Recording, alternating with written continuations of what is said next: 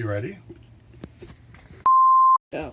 All right, so today on Boats, Booze, and How-Tos, we're going to clean out the strainers in the boat. All right, and typically what I like to do is, here's my little Sea Ray manual, and I'm sure your manual has basically a schematic that shows all the bilge gear down there.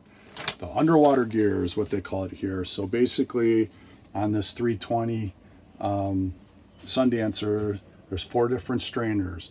There's one for each engine, so the port and starboard side. There's one for the generator, and then there's one for the air conditioning unit. So basically what a strainer is, it's just a filter, and it's just filtering that intake water coming in.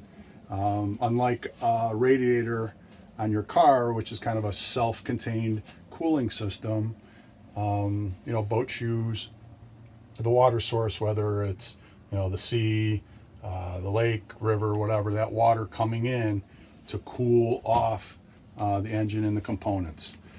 So it's real important to keep those strainers clean.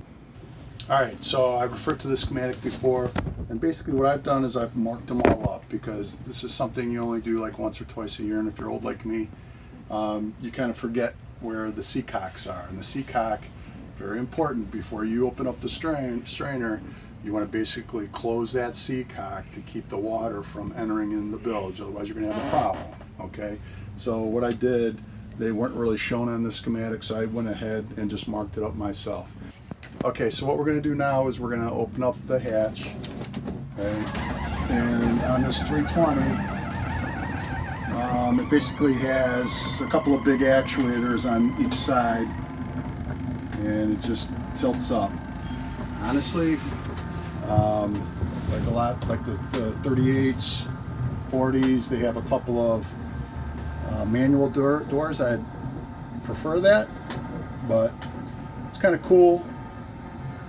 But kind of a pain in the butt when you try to get your batteries out at the end of the season, that kind of thing. You can see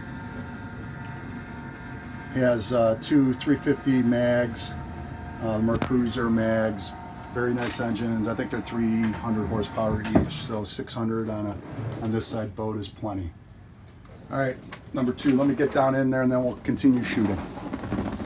Here he comes.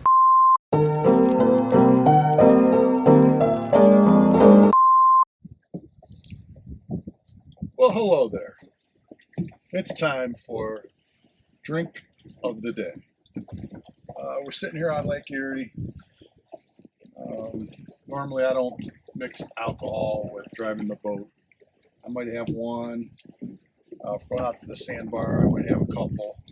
That's it. I like to, for somebody who weighs 230 some pounds, that's not a big deal. Sitting here fishing for walleye. We're in about 35 feet of water. Sun's gonna be about right here. We're gonna start smacking them soon. But in the meantime, it's time for drink of the day. So it's a little embarrassing, but we have some leftover seltzers.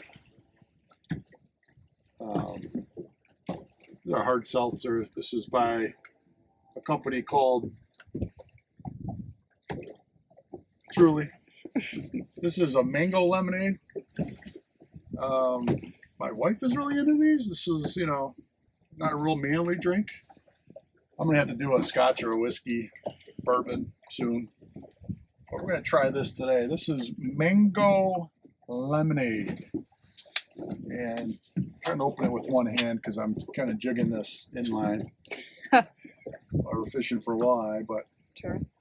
Let's give it a try.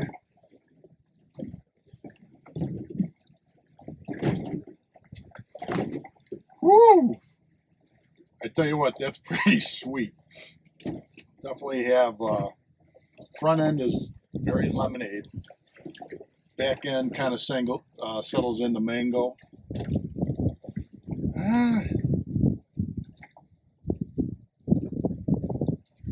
I gotta say, maybe because I'm a dude, I'm not really a big fan of these. These are pretty sweet. I can understand why my wife likes them because she's got a sweet tooth, and I really don't. So, not a big fan. Worst on a 10 scale, right? Number 2.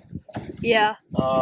For me, maybe for the ladies, different scale, but for me, I got to give this like a 5.2, maybe. Yeah, 5's not that bad. It's not that bad, so maybe I should give it a 3.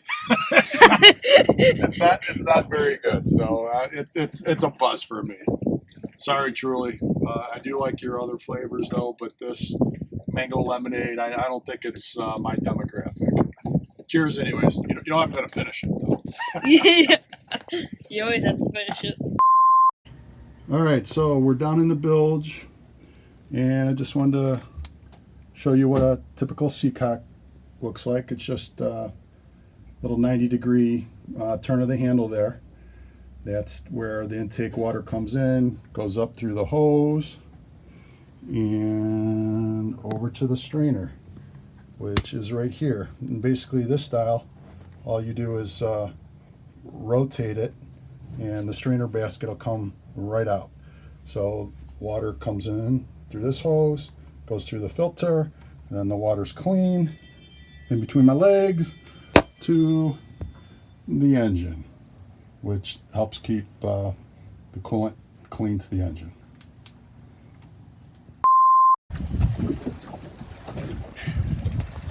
I hate to pollute, but it's like, it's horrible.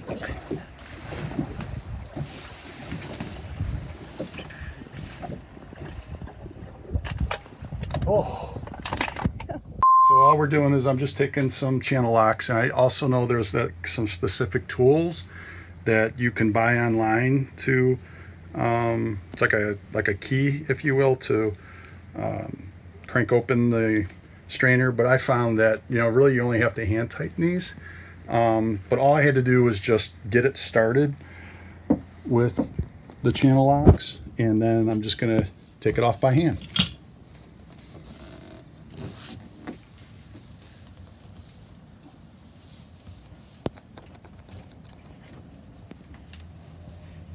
Okay.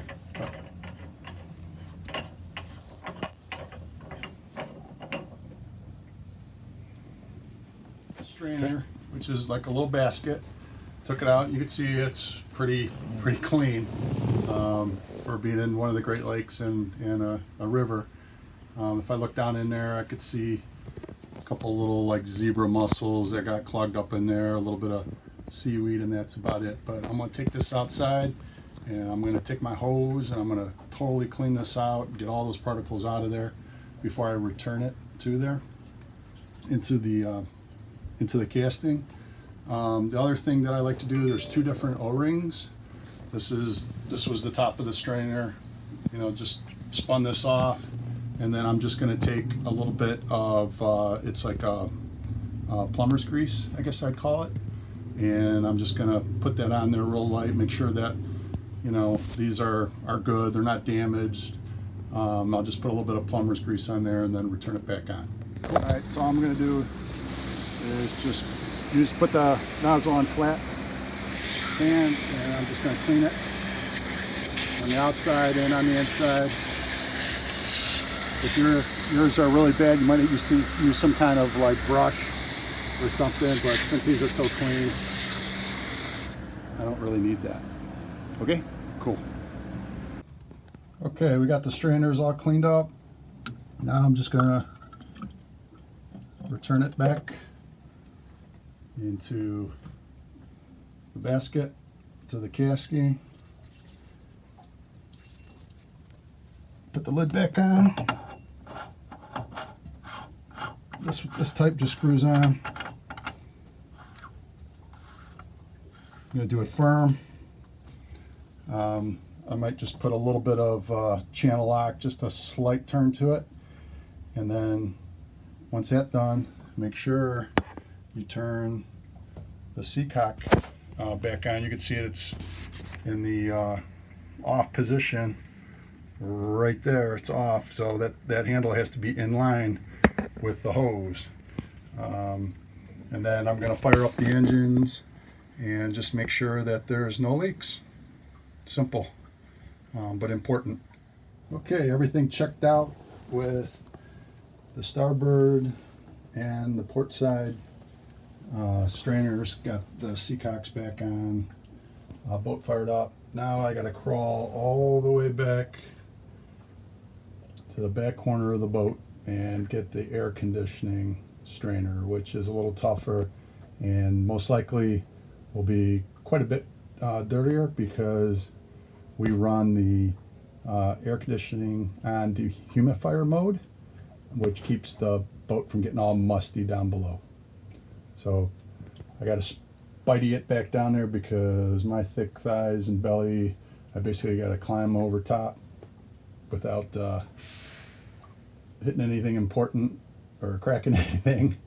It's a bit of a chore, but I'll get to the back and it's like back in there somewhere. Can't see it very well from here, but same process, just a little bit more cramped. All right, so this is the strainer from the air conditioning, and you can see this is quite a bit dirtier just because it gets a lot more heavily used, a little bit smaller because of the diameter of the hoses and everything. But I'm gonna kind of wire brush this with the soft wire brush inside and out and get it real clean. Okay, so here's the air conditioning strainer all cleaned up. Looks pretty good. I ended up using that soft wire brush. I was able to get in there. All right, so I'm gonna put this back in.